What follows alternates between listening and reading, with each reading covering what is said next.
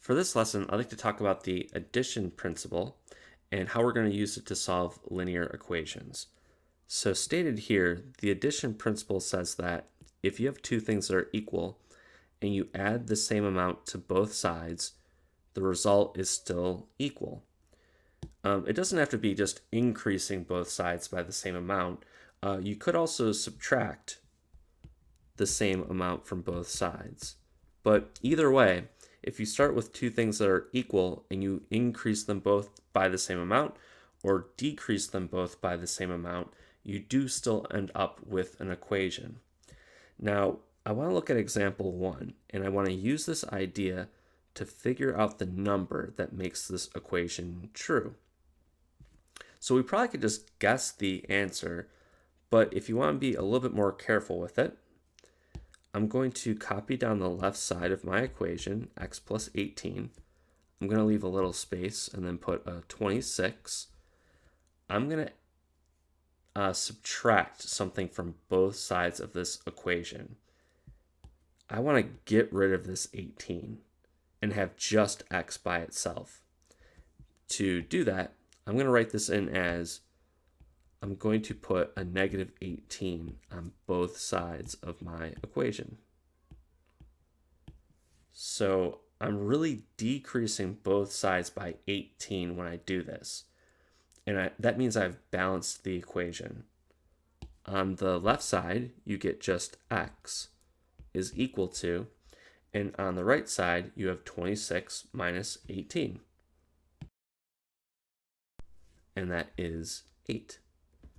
And this is what it means to find a solution. What we did is we have x on one side, a number on the other, and that means 8 is the number that makes the original equation true.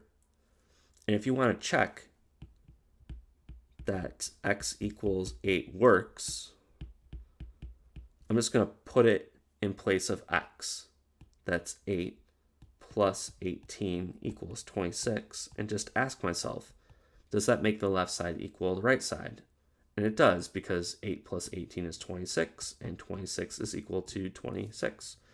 So this strategy will be nice when we have an equation that's a little bit harder to work with, but you're either going to increase or decrease both sides by the same amount in order to solve for x.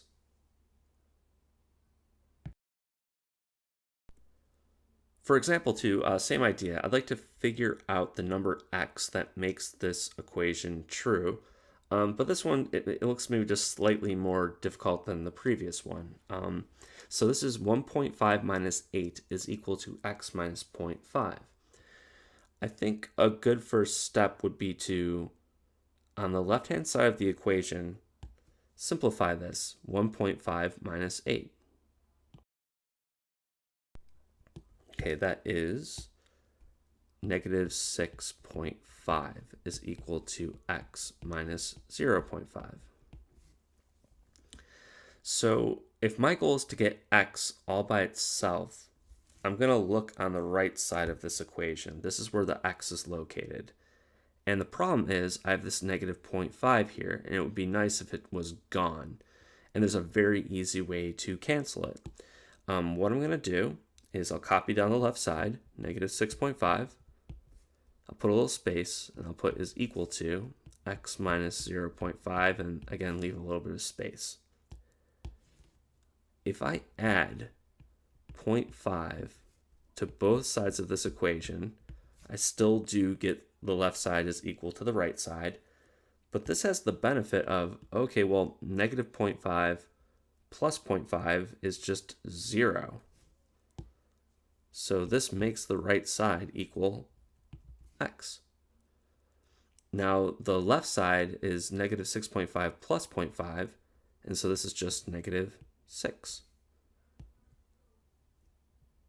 And we've reached our goal. It's to just get x by itself on one side and have just a number on the other.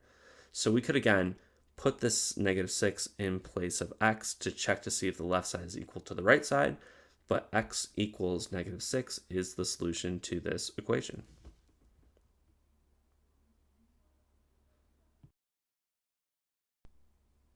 And as the last example, I just wanted to try something that had some fractions in it, but same idea. Can you figure out the number that makes the left side equal the right side?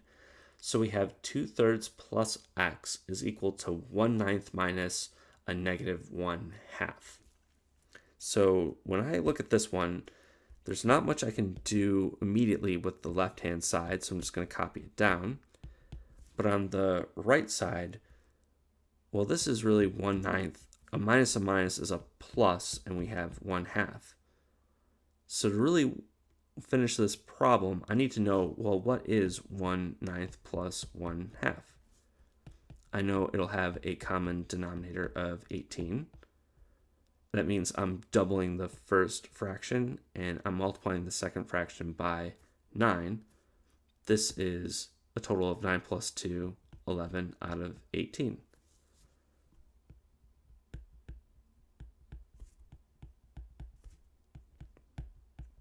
So before we apply this addition principle, you really want things to look as simple as possible. But here we are. I have 2/3 plus x is equal to 11/18. To solve for x, I want this to be completely by itself. So I have to get rid of this 2/3. You have to do something to both sides that gets rid of this. And since this is a positive 2/3, I'm going to add negative 2/3 to both sides of this equation. So I'll put that in here. I have negative 2/3, and then I have 2/3 plus x is equal to negative 2/3 plus 11/18. So if these two things are equal, and I am adding negative 2/3 to both sides, this is still equals as well.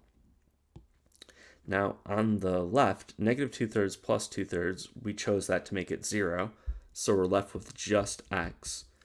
And on the right, we have negative 2/3 plus 11/18. And if I can simplify this down to one number, that number is the solution to my equation. So let's see. Okay, so I can, here, I'll write it off to the side. I have negative 2/3 plus 11/18. Since 3 times 6 is 18, I'm going to use 18 as my common denominator, meaning I did not change the second fraction, but I did multiply the first fraction by 6. So I have a total of 12 out of 18, and that's a negative 12 out of 18. When I combine these two fractions, I have negative 12 plus 11, that's a negative 1 out of 18.